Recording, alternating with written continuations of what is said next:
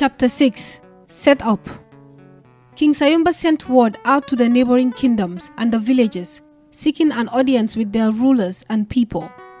The Sereburus were becoming increasingly powerful, and he knew that if they were ever to be defeated, all the kingdoms and villages must come together, united in the same cause.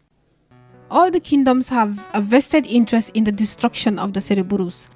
They were a menace to society and a threat to the well-being of their communities. All the kings and rulers were to meet in Tongu, where they will decide on how to fight against the Sereburus invasion together.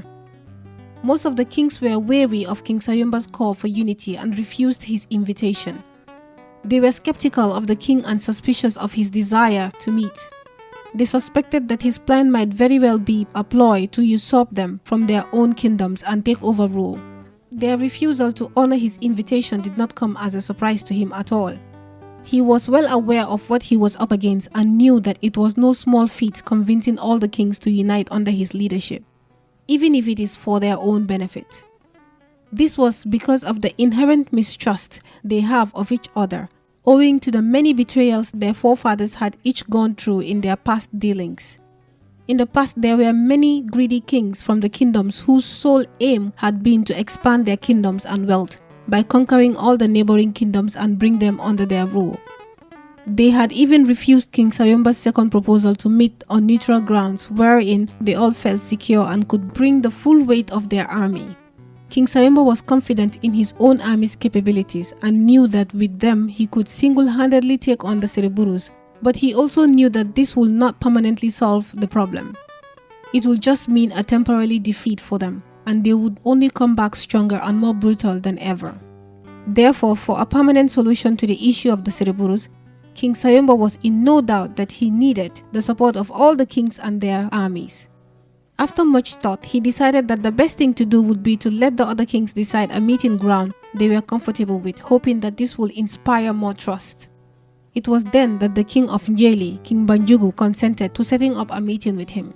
His Priest Kunja, persuaded him to withdraw from this, but the king insisted because unlike the priest, he desired for the havoc wreaked by the Sereburus to stop. What King Banjugu did not know was that his priest was profiting from the Sereburus, as he was also their ally in the kingdom, and as the Sereburus pledged their support to his dream of destroying the kingdom of Tongu. On the day of the meeting, King Sayumba woke up very early and set out for Njeli, just as they had decided. He left the palace with a heavy heart, beset with sadness over a bitter argument he had earlier that morning with Queen Tati. She had demanded that the little girl Lalia leave the palace and expressed great anger over the way the king treated the little girl. She was convinced that the king had become enamored with the girl, almost like she was his own flesh and blood. Even though the king knew that his wife was a difficult woman, her demand still surprised him.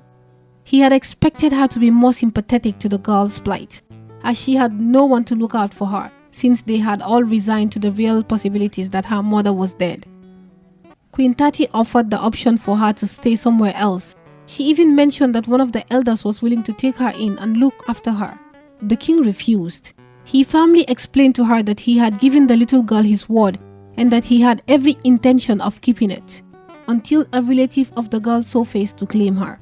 Seeing the reaction of the queen to his statements, he decided to try persuading her, as he cared for her and did not want to see her upset. "Please, my dearest, do not forget that she also saved my life. She is the reason I am here with you today. That should be reason enough to want to help her," he coaxed as he reached out to embrace her. They were in his chambers. The queen avoided both his gaze and embrace, sulking. He then placed both his palms on her shoulders, almost as if to shake her, so she can reason. Queen Tati violently shook his hands off and blurted, "I see. Is that how it works then? So anyone who does a little thing for the king must now live with his majesty in his palace as his ward?" The queen's reaction shocked the king. The rage in her voice and eyes was unprecedented. They have had plenty disagreements before, but none of them was as bitter as this one was turning out to be. They had never disagreed with each other this much. He quickly realized that he was not going to convince her to see things from his perspective. She was never going to give up on this. So he decided to conclude the argument once and for all. "Little Lalia stays in this palace as my ward, and that's final. He was just about to leave his chambers when Queen Tati also screamed her ultimatum. If that is all you can say, then let me also tell you that if she stays, I leave. I swear this on our son's life.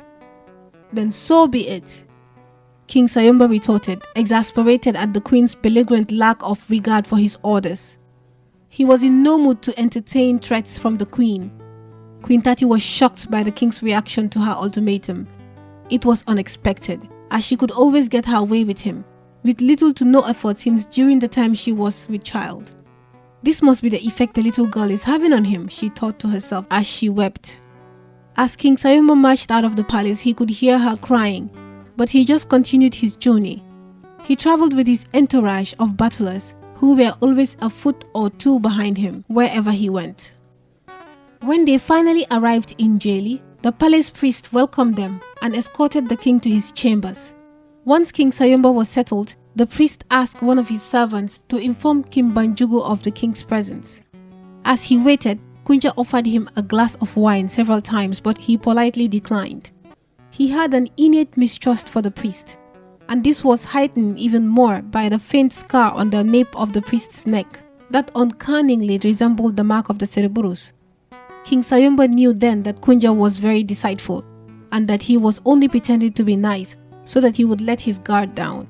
He was very uncomfortable being in Kunja's chambers. He was sure that this was a setup, so he insisted on seeing the king immediately.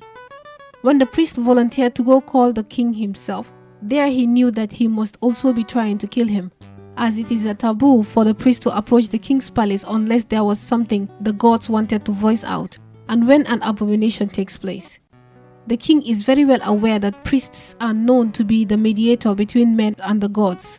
He then didn't hesitate to inaudibly let one of his 2 guards that came with him to go alert the rest of his soldiers, as he knew in his heart that the priest wasn't going to call the king. In fact, he was beginning to wonder if the King Banjugu knew that he was in his kingdom. Priest Kunja had left his quarters when he was sure his hut was surrounded by the Cereburus. He went to hide in his nearest hut in order to watch the scene. That happened to be where Kubra lives. He kept her close as she made him believe she had no one else in the kingdom. Kunja watched as the Cereburus pierced his hut with their swords. Little did he know that King Sayumba and his guards were only waiting for them.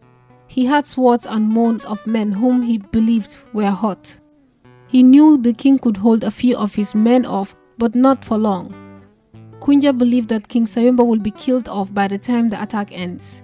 To his surprise, he saw King Sayumba's soldiers mightily descend upon his compound with their horses. Now he knew nothing would stop them. It wasn't long when he saw King Sayumba come out with his guards to join them. King Sayumba was not even hurt, and this upset him. As the king fought the rest of the attackers with his soldiers, Kunja went on to get his arrows. He determined to see to it that the king dies that day. He was sure that they will never be able to get him this close again. He gave the arrow his best shot and succeeded in hitting the king on his leg instead of where he intended. When the king got shot on his leg, he turned around to see who shot him and then smiled. "It will take more than an arrow to bring me down," he said aloud. "In this case, it will take a few moments. You must know that my arrow is poison, and it will only take a few moments to travel all over your whole body. And surely it takes more than that to reach your kingdom. It takes more than that to get to any decent herbalist. You must know that you are a dead man walking." Kunja taunted. He was sure that the king would die from his wound. He watched the king cry out in pain. "We will have a way, Sayumba, to your kingdom. We will ruin your heritage and take over Tongo." "That's very ambitious for a priest like you." King Sayumba had his horse paddle towards the priest as he rode it.